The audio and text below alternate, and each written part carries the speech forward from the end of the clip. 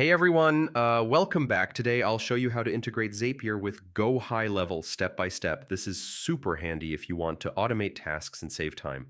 So let's jump right in. First, log into your Gohighlevel account using your email and password. Yeah, make sure you're in the account you want to connect with Zapier.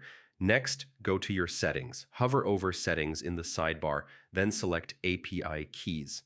This is what Zapier will need to connect, so copy your API key. Now, head over to Zapier and log in or create an account if you don't have one yet. This is where we'll set up the automation. So yeah, stick with me. Click on Create Zap.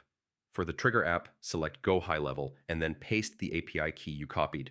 This links Zapier to your Gohighlevel account. Choose the trigger event you want, like a new lead or form submission, and then pick the action app where you want the data to go. It could be Gmail, Google Sheets, or something else.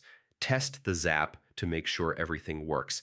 And that's it. You're now ready to automate tasks between Gohighlevel and Zapier. If this helped, hit the like button and subscribe for more tutorials. Thanks for watching, and I'll see you in the next video.